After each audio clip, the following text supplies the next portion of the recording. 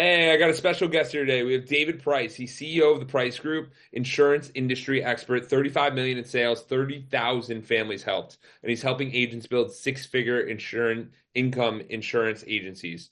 David, welcome to the podcast. We're excited to have you on the hashtag Clockedin podcast. And I want to know what are some of your top mistakes that you've had? Thank you, man. I appreciate inviting me to be on the podcast. And what a great opening question. So it's like, hey, here's Dave. He's done a lot of great things with insurance. But what's the stupidest thing you've done? There's really so many of them. I think as an entrepreneur, like you just have to have the ability to make mistakes, right? But you also have to have the ability to learn from mistakes. I know before this we were talking about salespeople just like buying expensive stuff just to buy it because they can now, right? And I think a lot of people that probably like myself, right? I grew up on welfare, poor. I've been bankrupt. I slept on people's couches, homeless, the whole deal. So I've been through all that. So I remember getting to the point where I could buy a brand new car. And I was talking to one of my agents, and she worked in the car business for like 20, 30 years. And I was like, yeah, I want to get a good deal on a car. She's like, oh yeah, I can get you a good deal. I was like, cool, show me where. And sends me she tells me what dealership. We're like at an event together. I'm like, all right, this dealership right here. She's like, yeah. So I go to like the website. I was like, this right here, they have this. I was like, all right, I'll take this car. And it was a BMW M5 competition, which was my dream car. I knew nothing really about the car except for that I wanted it and I couldn't have it. Told her I was gonna buy it right there. It was in Missouri. And I lived in Florida in Cape Coral. So I bought this thing without even seeing it. It was a brand new car, so brand new cars without seeing it, it's not too crazy. But like I didn't really know the options. I didn't like research the car. I didn't do anything. Flew out to Missouri, drove my dream car back to Florida, and got rid of it before his first oil change. So obviously lost a ton of money in that, and then went through like the car phase. Like I remember, I basically had for a few years. Matter of fact, I just got an oil change on my truck. My truck's paid for. It's a Ford Raptor. It is a six-figure truck because it's in Puerto Rico and everything costs more. But I just got my first oil change in like 5 years because I used to Yeah. just like get rid of my car every time I needed oil change, basically. Which like I said, the M5 competition, I had two Jeep 392s that I got rid of like back to back. And then Tesla, so the Tesla Model X. Luckily, I would have got oil change on that. That was like my beater, my Model X Plaid, because it doesn't you don't have to change the oil on that thing. But yeah, I had $2,000 car payments for a few years, and Yeah. And we don't like the reason I asked David to share this is because we don't realize how much like if we think money's coming in, we think it's coming in forever, and then we think, oh, screw the future. I want the car now. I work hard. I deserve this. And it's just like if you did some of this stuff earlier, you could have been in a completely different situation for some people. I mean, it seems like you're doing all right with your Iron Man thing back there, Captain America. But thank you. I do like the background a lot. But it's just this point of, hey, there's better ways of going about this. And if you think about it, like there could be a magnitude difference if it was done in a different way. Absolutely, and that's really Captain America's actual shield. Oh, No, really? I'm just joking. It cost me $1 million. I love it. Yeah, it's funny because my buddy, he was in the mortgage industry and he survived 2008. Matter of fact, he said he was spending recklessly, and then somebody came in one day and they're like, "Man, I wonder where this is going to end." And it like clicked in his head, and he's like, "Oh my God, he's right. There's an end."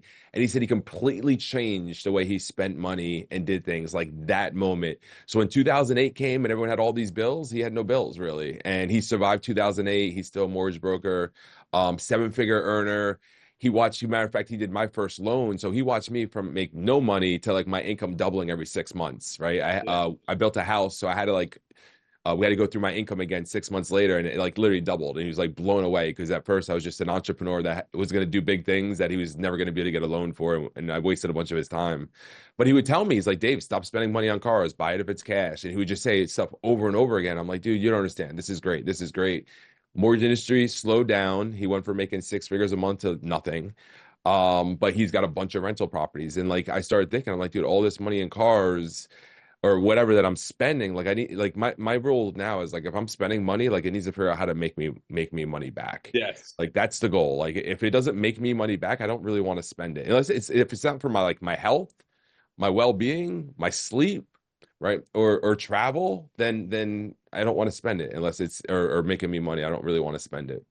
Yeah, no, because I mean these are change of mindset things, which is why we have the podcast, because we want people to change their perspective on certain things. So it's like travel. Yeah, go for it. Spend the money because why? It's an experience and you get a memory dividend. So you're basically in that experience world, it's like, oh, I invested in these different things. But for a lot of the materialistic items, it's like I got the car. Now what? Is the car going to start driving for itself? Maybe with Tesla. There might be an opportunity there where it Yeah. makes money. So who knows? But I mean, some of it, it's just this crazy concept. So where did you really find these challenges? Because you mentioned drug addiction, bankruptcy challenges. How did you overcome a lot of this? Because most people don't go as high as you have, and most people don't go as low as you had. So it's very interesting to see someone who's like, hey, we've seen the bottom, we've seen the food stamps, and then we've seen the millions. Like it's a very different mindset. So how did you reframe yourself, and how did you overcome a lot of this? Yeah, it's funny that you asked that question because I was thinking something the other day, and I was actually thinking of like a book title, and I don't have it tweaked yet, but I'm a little scared to say it on the podcast, right? Because I don't want someone to take it. But it was like addiction, my blessing and my curse. Yes. And like I just have a super addictive personality, and it was addicted to video games when I was younger, addicted to riding my bike, addicted to wrestling, right? Addicted to junk food, addicted to drugs. And then the problem with drugs is they do a really good job of keeping you addicted for a long time. And like I was such a hard worker still Yeah. that like I was able to like function for so long until like everything just fell apart, right? You could only do that for so long. And then what happened from that is I ended up in a 12-step program. Yeah. And the funny thing is, I went as a supporter because in my head, it's like, I don't need help. I don't need anyone to tell me what to do. Like, quitting drugs is simple. You just decide you stop doing them, which hasn't worked for 20 years. But obviously, if I wanted to, I could. Yeah. But I had a girlfriend and she kept stealing from my family. And I'm like, dude, you have huge problems with drugs, obviously, because you're stealing from my family. So, like, maybe we should go to those 12-step programs. And I went there as a supporter and I'm there crying. I don't know why I'm crying. In my head, I'm a supporter. I just start crying, and I'm crying this whole meeting, and I'm like, what the heck am I crying for? And I'm like, man, some of these things they're saying make sense. I was like, and they say you should do 90 meetings in 90 days. So I'm like, all right, that sounds like a good suggestion. Let me do. I was like, it'll help her. It'll definitely help her. I was like, let's follow the suggestions. I did my 90 meetings in 90 days. She didn't. She went to jail a whole bunch of times. I never used again. But that was my first taste of self-help because that's what 12-step program is, self-help. And then once I seen that help me with like not doing drugs, then I found Tony Robbins, and then I found the next person, the next person, the next person. And then it just came, instead of like being addicted to all that bad stuff, like the good stuff. And then you do that consistently for a long period of time, like it just pays dividends. And it's like it's just insane what you can accomplish. Absolutely. Yeah, and I remember in our pre-call you were telling me about the whole don't die movement and how you were getting involved in you're like, I'm gonna live a long time. Absolutely. It's funny. Right before this call, I was getting ready or whatever, I'm just like I feel like I'm 44 years old and I'm literally in the best shape I've ever been. Yeah. And it's, I eat so good, right? I sleep super important to me. Like I'm just doing all these things, and it's just as more time and you get more dialed in, it just builds up. And it's just anything. It's like entrepreneurship. So many people they want to be rich their first week or their first month, their first year. It's like, dude, try doing these things for 10 years or 20 years, or get a So job for 10 or 20 years. There's your two choices. I promise you the job's not going to give you paid dividends. yeah. So how are you thinking you're able to develop these habits? Because I feel like that's the biggest challenge a lot of people have, where it's like, hey, I want to start doing this habit, and now I don't know how. And I mean, I have recommendations, like some of the things I do. Like I really think I'm married. I got married in November, and I think my wife is like very, like she would really enjoy the whole blogger, like shopping, like shop here, buy here. I think she would really enjoy that. But she doesn't post on social media. And I kept going, like, you should post, like, post a TikTok, post something. And she's like, I don't know. So I decided, I'm like, all right, to set the example, I'm going to post every single day. I'm already posting every day with my podcast clips, but I'm like, I'll do my own little 2 minute verbatim thing on TikTok. And I was like, how do I introduce this? And I realized to introduce this, I did it right before breakfast. Because I'm like, if I don't eat, I'm not allowed to eat unless I do my TikTok post. Okay, makes sense. Habit stacking. So that's how I introduced the habit. How are you introducing all these other habits? Because it's not easy to start habit stacking like that. It takes time. Yeah, so I always think about when you ask me a great question, I'm like thinking about like my journey and stuff. So I was smoking cigarettes. I was smoking like two packs a day. We're like back in like 2013 is when I got clean. So like 2014, I'm probably the most out of shape I've ever been, right? Smoking two packs of cigarettes a day, dead broke. But hey, I was off drugs for a year, so that was like a super That's a win, big right? win. That's a big Right, win. If because you, you got to solve that problem first, and then you can start solving other problems. I finally get a job. I'm working offshore in Louisiana, and I'm like super excited because I'm gonna make $200 a day. I'm like $200 a day, dude. I'm gonna be out let's there for 14 go. days, $2,800, 14 days home, 14. I'm like, dude, finally I'm gonna make some money, right? Like I'm super excited about making $200 a day, and I'm working as a galley hand, so I'm washing dishes, cleaning toilets, right, like whatever the cook needs, man. I'm the little helper and I have access to all the food. And I take this bowl and I put ice cream in it, and I take M&Ms and put it on top of it, and chocolate syrup and whipped cream, and I break some Kit Kats up and I throw it on it, and I get this big giant bowl, and I'm like, it's giant. People are probably looking at me like I'm this crazy, crazy big kid, right? Like the elf or something. And I'm eating this, and I'm like, man, I was like, I'm already like in the worst shape I've ever been. And I'm gonna be working offshore now doing this, so I'm either gonna eat this ice cream every freaking day and like get worse out of shape, or it's time to make a change. So I was like, all right, cool. The first change I'm going to do is stop drinking soda and walk on the treadmill 10 minutes a day. I love Like that. just two super simple things that anyone can do. And 10 minutes on the treadmill turn into 20, turn into 30, turn into running 5 miles a day, 10 miles, right? It just you just got to keep you have to get started. And the thing is, people wanted to do these giant things, right? It's like, hey, most money I've ever made was like 30 grand, but I'm gonna make $1 million this year. And it's like you don't even believe it. Like you're saying it, but you don't believe it, right? Like I Yeah. believed I could quit drinking soda. I Yeah. believed I could walk on the treadmill 10 minutes a day. Right. So Yeah. it's like once you do that and you believe it, it's like, all right, cool, I did this. What's the next thing I can do? And you just Yeah. naturally do more, right? Like you said, habit stacking, right? And just keep doing things. And then you fall off the train, right? Like you fall off. It's okay. You fall off, you David, forgive that's why I'm yourself. so glad you're on the podcast because you're being real about it. Like, no one is perfect. You know what I No, mean? I've been up and down. Go scroll through my face. Go find me on Instagram, David Price Official. Scroll or my Facebook, David Price, and like, dude, scroll through and you'll see me like round face or my YouTube, especially my YouTube, because you can't hide that. You can't hide videos, right? You'll see me round face, skin face, round face, thin face, round face, thin face, and like because I fall off and then I get back on and then I fall off and then I get back on, right? Like no, like right now, yes, I have been dialed on in this whole year, but I'm going to Italy. I don't know what the heck's going to happen in Italy. Maybe I'll fall off and maybe I'll come back and it'll take me a while to get back on. I'm going to try my hardest, but like that's what happens. That's a human experience. But the problem is you got to forgive yourself and just move forward. Yeah. So one of the biggest things that I've been pondering and thinking about is this whole you build the habits in your environment and then you leave the environment. So last week, me and my family, we ended up going to Cancun. And I'm sitting there and I'm like, okay, it's an all-inclusive, it's all you can drink, it's all you can eat. It's like, how bad are we going down? And it's like, so I made a promise to myself. I'm like, if I work out every day and I don't like, and I limit myself in certain categories, I'll feel much better about myself. I don't have to go overindulge because it's like the vacation. And you start to realize that if you can live your lifestyle like the way you live normally in other places, then it kind of helps you a lot. Because I feel like when you're changing environments, it can be so challenging to maintain the habits that you've established. So it becomes a super challenging thing. Like you said, you're going to Italy and you're like, I don't know. I don't know. We're going in a lot of different directions here.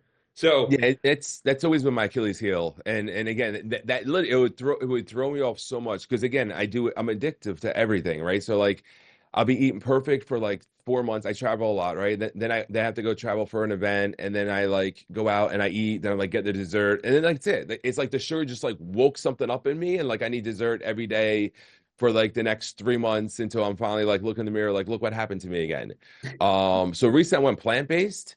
So it's actually been I've been successfully traveling plant-based because it's a lot because like if I eat some meat, like I feel horrible if I eat meat now, yeah, right? Like it's like poison it's to a me real now. the real way to do this, and that's what I've seen, is real constraints. So what I mean by that is like you set the constraint of on plant-based. That means that we're not eating meat. That means we're not eating any of this other stuff. And it's not like you're going now and you're like, oh, maybe the steakhouse. It's like, no, I am plant-based. Like I identify as this. And when you start identifying, it's like, okay, that means we go to Italy. Like we're still going to eat stuff, but we're still not going to have the chicken parm. Like because we're still plant-based. Like you start to realize these things. So it's a real limiter that I think is super helpful to Yeah, the it's first it's made a one. huge. It's the first time I've traveled as much as I've traveled and stayed on point. So that's yeah. So I'm ready. I'm pumped. I'm gonna take Italy on. I'm gonna go there. I'm gonna watch everyone eat a bunch of stuff, and like I'm not even gonna like. I'm just like cool. I still feel good and I have abs, so I'm happy. Absolutely, absolutely. So let's dive into the Edwards consulting framework. So what I've been doing on podcasts is I see people, there's five pillars. So it's mental health, physical health, community service, philanthropy, spirituality, and relationships. So the first one is mental health. So David, you mentioned that you're doing really well. So where are you at on a mental health on a 1 to 10, you think? I- I'm I'm I'm a 9 or a 10, I think for It's sure okay. right now. So the real benefit of you sharing that is because why are you a 9 or 10? Just so anyone in the audience can sit there and go, wait, he's a 10? What's a 10 feel like? I don't even know. So yeah, Yeah, so it really has to do again with the way the fuel you put yourself, right? So like I eat really good, right? I take a lot of supplements. So like on like that side, I've been consistently going to the gym in the mornings, right? When I don't go to the gym in the morning, right, I have like this like, regret kind of feeling thing, right? That doesn't help my mentality, right? So because I do the things I say I'm going to do, right? Because if I don't do the things I'm saying to do, it messes up my mentality. And then a big one is like sleep. Like it's so important. Like I go to sleep when it's time to go to sleep. And then when my eyes open, it's time to wake up. It just happened to be 3:30 this morning. I don't know why it was so early this morning, but I'm like, all right, it's 3:30. It's because when you lay back in bed, when you go back to sleep, to me, it's like you failed your first mission of the day. And then you're like, wait a second here, like, you have this like regret thing, right? So that why like mentality, like right now, this current moment, yeah, I feel on top of my game, man. I definitely, I mean, there's always room to improve, so it's gonna be hard for me to say a 10, but definitely a 9. absolutely. So it's a consistently going to the gym in the morning. It's this fueling yourself. When you say fueling yourself, because I'm just trying to figure out what are the attributes that people could really take away. Like, so when you say fueling yourself, what does that mean exactly? Like, if you wanted to go a little more detailed. Yeah, so like you said, we're talking about the don't die. I follow Brian Johnson. He said something to me, or not to me. He said something, and it like really was profound to me. And he said every calorie he eats has to fight for its life. So he knows he wants X calories a day. I think it's like around 2,200, right? And that doesn't have to be your number, right? But he knows he wants X calories a day. So like he wants the best calories he could put in him, So right? let's So use an like example. What would be so like a Kit Kat bar? So obviously, like a Kit Kat bar, like where's the nutritional benefit of a Kit Kat bar, right? There's none, right? So like that would be a big waste. Like if a So Kit that might Kat be bar is 200 500 calories. That might calories, be and yeah. that mean what's that? So that might be like 200 or 500 calories, but that's a waste. Or if you have like a chicken breast, Right. like that So would be chicken better. breast, but like so if he eats a lot of stuff for like anti-inflammatory, like broccoli, cauliflower, shiitake mushrooms, Cummings, like just a lot of stuff with a lot of like nutrition to like anti-inflame your body. So like a lot of that definitely makes sense. So when I saw that, I'm like, all right, cool. Because if you think about it, like what is food? Food's like fuel for like it's supposed to do something positive for your body. So you don't Yeah, want to eat stuff that like just doesn't, right? So when you start eating like that, you definitely feel a lot better. absolutely. And I think the major reframe that's helped me with a lot of these stuff is, are you eating it for taste or are you eating it for your body, like what your body actually needs? Because if you're just tasting your taste, it's like, go get a sandwich and then go take a nap, right? Yeah. Like I'm being honest, like because when you overbread, like it can be very like it's okay to have some, but when you overbread and it's not the right stuff, then you end up sitting there and you're like, dude, I'm exhausted. It's lunchtime, like it's 1 o'clock right now, and for East Coast on this call, and I'm like, I'm not tired at all because you ate something better than eating the other stuff. So I really appreciate that. The second one is physical health. I think I know where you're at on physical health. But where are you at? But what are you doing? What is it? What is it that you're doing? So that's another good one to really talk about. So I was going to I do CrossFit, right? So I was going to a CrossFit gym. I worked out on my own. I've done a lot of different things, but just recently I decided to spend the 30 or $40 to do an online program.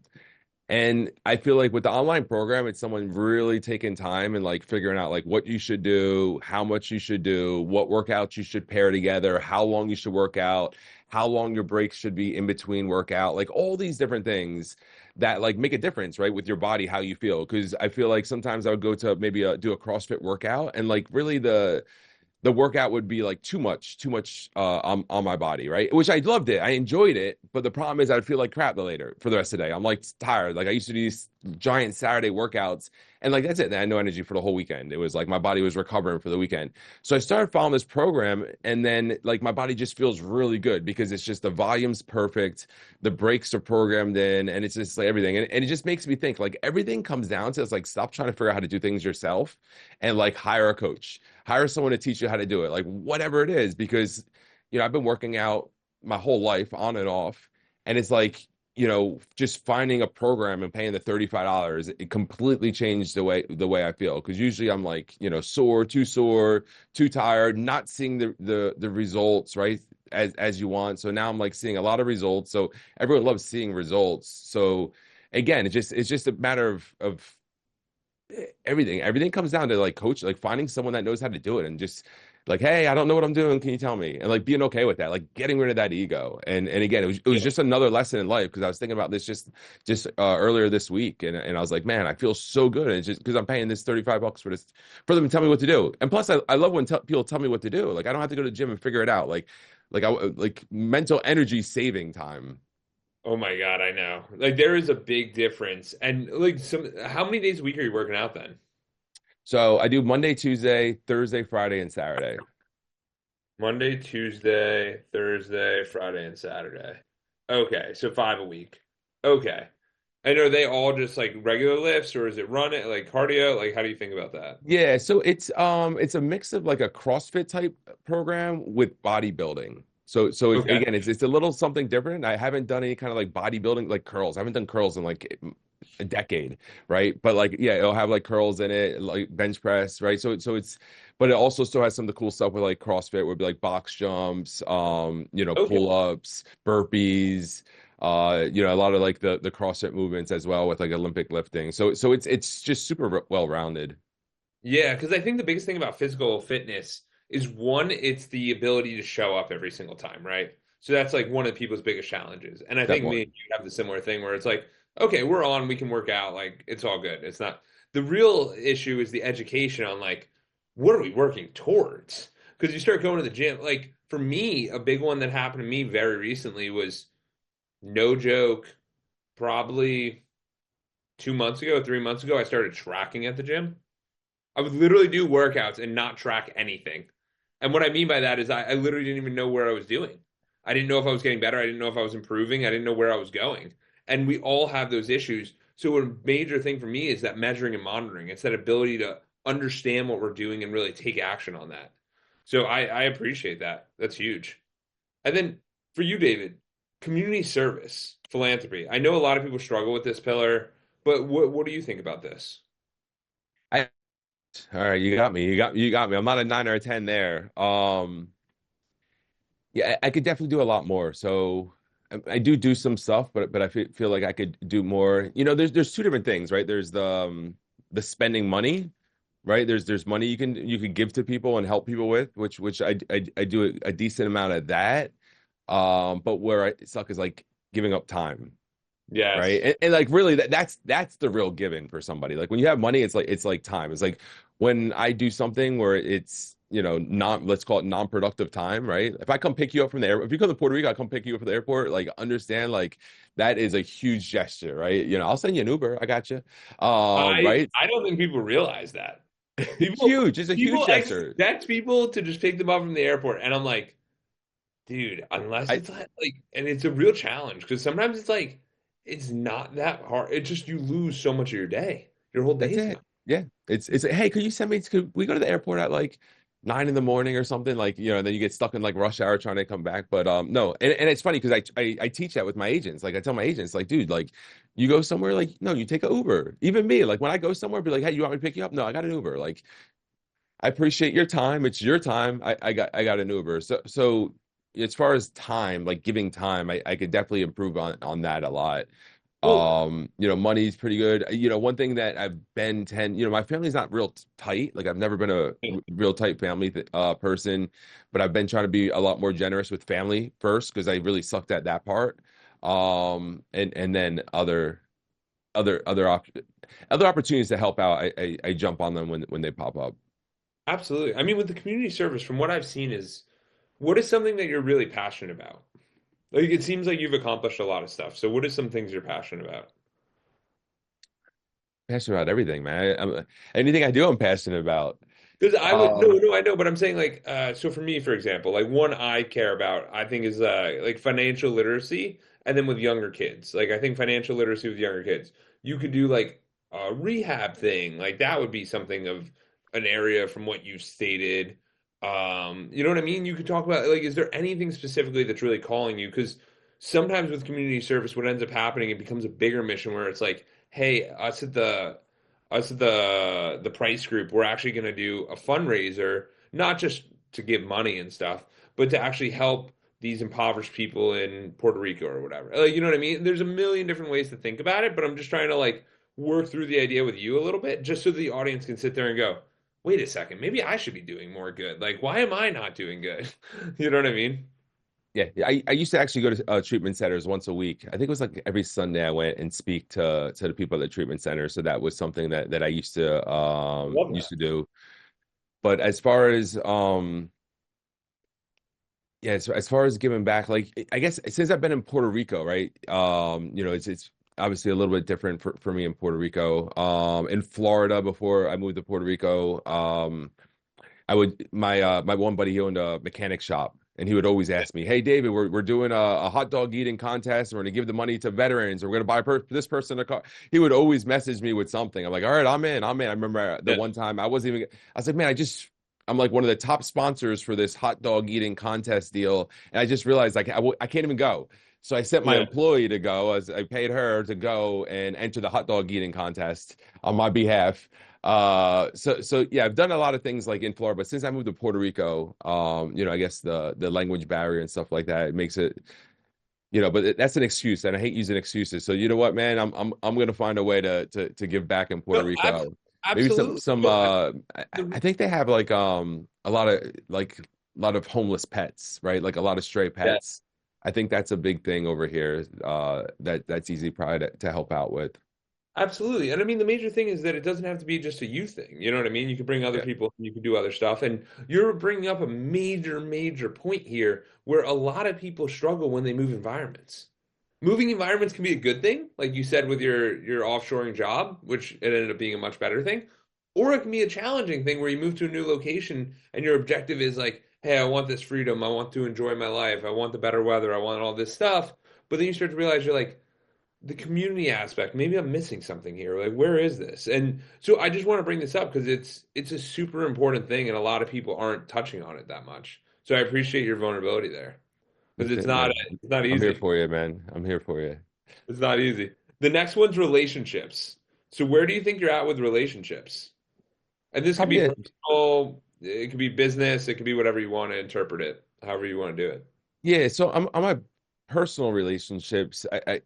I'm definitely more present than I've been in the past. I'm somebody that gets real tunnel vision, right? So like when I was building my business, like I said, I got my license in 2018, and at first it was easy, right? Because we were small. So it's everyone got like a lot of one-on-one attention. And then we started growing really, really fast. And then before you know it, I was like, dude, I don't talk to any of my people anymore. And then like I had to like slow down and do that. So now I got like a good happy medium. I guess really has to do with hiring employees to like help with the things that normally I would be taking my time, right? So then I can keep the relationships on the business side. On a personal side, definitely closest with my family than I've ever been. And what Uh, so helped with so that? so what's that? What's helped with that? Because I know a lot of people are looking to become closer with their family, and maybe they're like, "Oh, I fucked up." Like what is it that? How are you resolving that or becoming Yeah, close? so it's just like anything else, right? It's just where you put your energy, where do you put in your work. My mom, she lives in Arizona, right? So like we used to go like forever sometimes without talking, right? So now I talk more with her. Actually bought a house with her to make an Airbnb. So now we got a business together, and that was like something really cool. So she was battling with depression. And I was like, dude, what am I gonna do? And like in my head, it's like when someone has depression, right? And I'm not a doctor, and I'm not solving anyone's depression or judging them. Disclaimer. But for me, it's like they need a mission. They need something, some kind of I purpose. agree. I And we agree. had an opportunity to buy a house. So I'm like, ooh, that's it. This is it. This is my move. So we bought this house, turned it into an Airbnb. My mom manages it. She loves it. Completely changed everything. She's not cured, but like went from like not getting out of bed for days to like gets out of bed every day. So it's huge upgrade. So now it's like we have the business, so we talk about that. We talk, and I just try to, be more present. And then like start losing family members, right, as you get older. So you start spending more time and talking to the ones that you have. So it's just like anything else. It's just like realizing like, I look at like I mean, it sounds like you already coach about it, but it's like I look at like all these different aspects in our life, right? Like my health, my relationships, like everything you're talking about, and it's like you look at everything, and like they can't all be perfect, right? It's like they can't all be perfect, and you start looking like, all right, this one's really sucking, so let me put some effort here, and then you might lose some stuff here, but like and you just keep tweaking, right? You just keep tweaking around, and you just keep trying to make a little bit better everywhere, and like understand like it's never going to be perfect. Like I'm not going to be a great brother, or like I keep trying to be a better brother, but I'm never going to be a perfect brother to my sister. And it's just you just keep doing these different things, and you just get better, man. You just try to get better. Absolutely. And that's the whole purpose of this is to sit here and realize that we have many areas of our life. Most of us, when we're in that survival mode, we're just like, hey, can I make money? And it's like, sure, like go get a job, go do something, make money, no problem. But you don't think about, oh, the damage to my family, the damage to this, my physical health is depleting, my mental health, I don't feel good. So I created these 5 pillars because I was sitting there and I'm like, hey, what's a successful life actually look like to me? And then I'm like, these are the pillars that I think and I found that a lot of the clients align with because there's so many times in our life where we don't think about this stuff. And most of the time we're always like, hey, like, so tell me about that big deal that you landed, or tell me about this new thing, or what's that exciting thing? And it's like, no, when you turn the picture on you, like instead of flashing your light on your cars and on your other stuff, just flash it on yourself and you'll be like, I got some work to do, baby. Like, let's get it. And you're absolutely right. And I think that's beautiful the way you did it because you're a very business oriented guy. For you not to do a business thing with your mom is like, like, you know what I mean? I'm excited for you. It's incredible that that actually happened that way because there's so much of it that we miss. Like, we don't do a lot of stuff. So it's like to be inclusive on something that's like not super relevant, but like it makes a huge impact in someone's life. Like, you can't beat that. You can't beat that. So I think that's awesome. And then the last one's spirituality. Everyone's got a different take on this. Spirituality can go, I'm super religious, or spirituality can be like, I like to meditate, or spirituality can be like, hey man, I don't really do that stuff. So either or, anything or everything. What are you feeling on that one? You know, the it's funny, right? So it brings me back to the 12 step days, and Narcotics Anonymous in particularly, they said a God of your understanding. And I didn't really understand that, and luckily I had a sponsor. So the crazy thing is, like you said, I'm business orientated. Shiny things attract me. I always want nice cars, nice houses, and all these things. And um, I didn't believe. I was an atheist. I didn't believe in God. I was an atheist, and this isn't even a religion talk. But um, when when I was looking for a sponsor, I picked a guy that had a house. He was a six-figure earner, and he had a nice truck. And I'm like, that's the guy that can show me what I need. And what I didn't realize, he was super spiritual.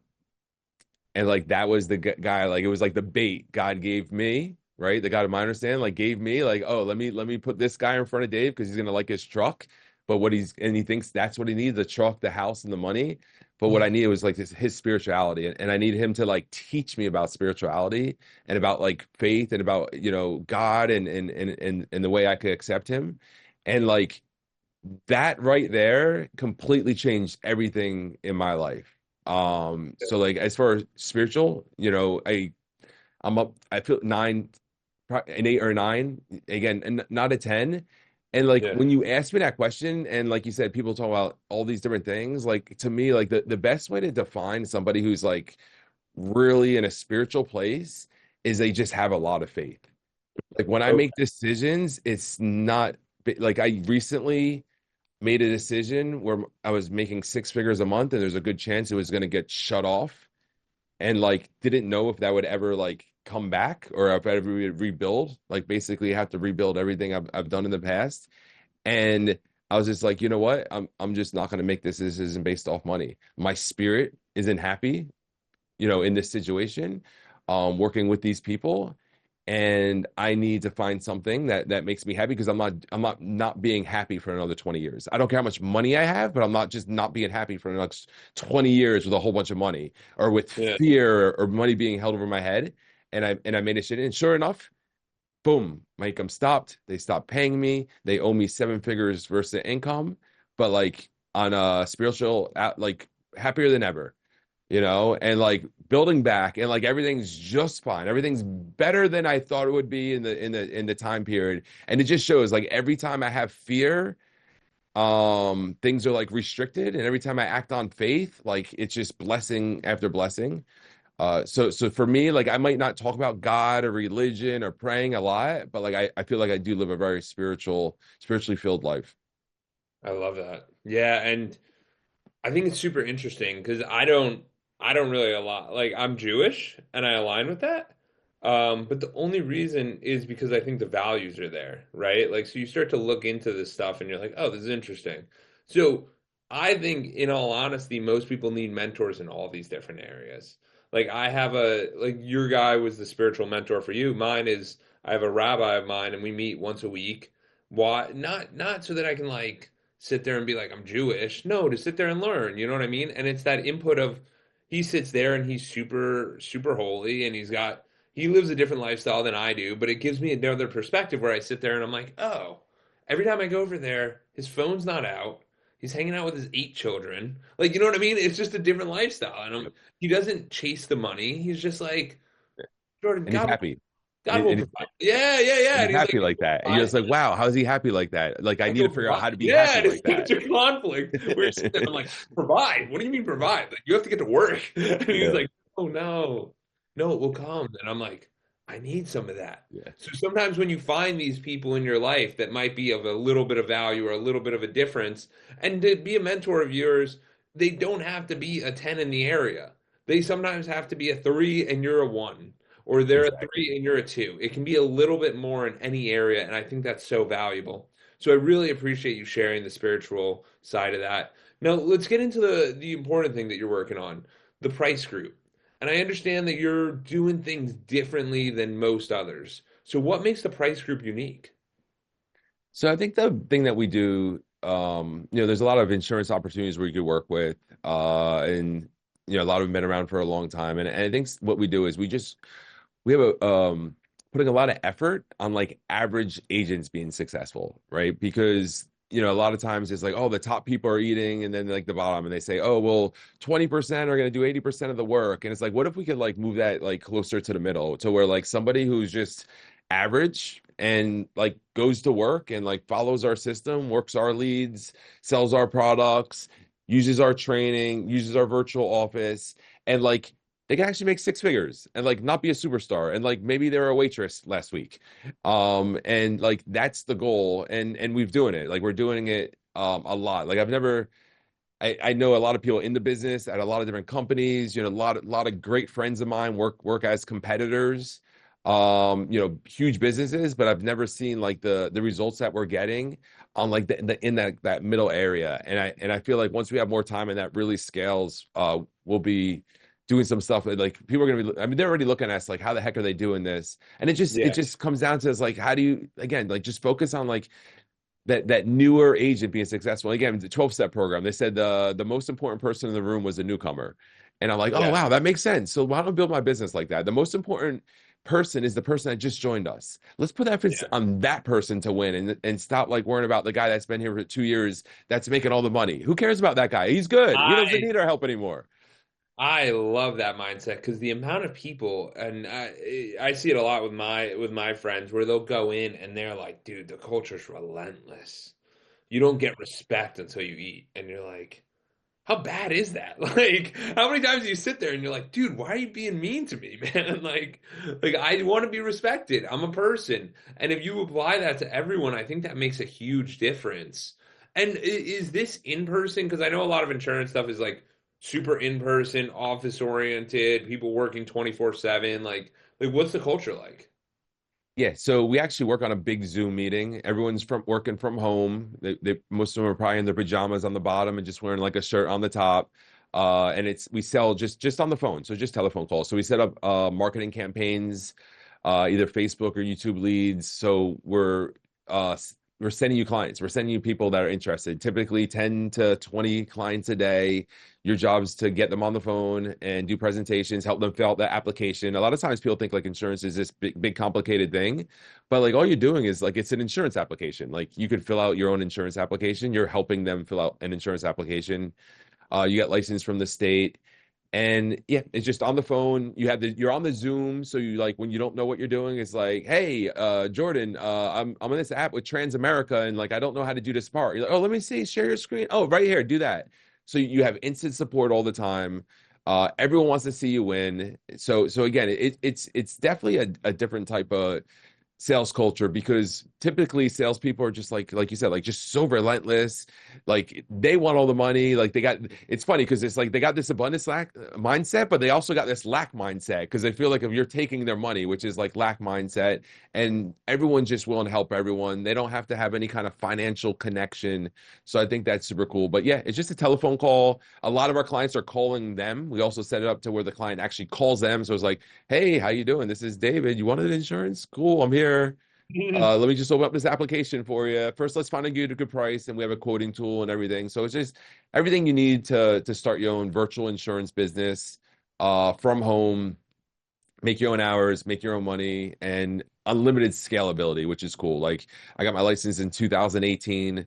Within 36 months, I put $1 million in my bank, and then my fourth full year I actually made $1 million, over $1 million my first 4 year. And it's like blew my mind because my first 6 months I made like 30 grand. I'm like, oh, okay, wow, this sucks. But Yeah. again, it just shows like it's new. It was new. I had to learn it. Yeah. That's awesome.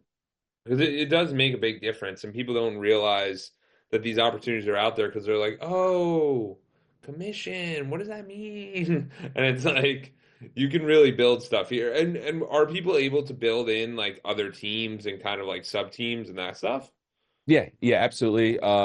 We teach how to build an agency, recruiting program. I got 50 job ads right now. We'll probably have that to 150 within the next 90 days. So yeah, we have people like literally going on job boards, applying for a job.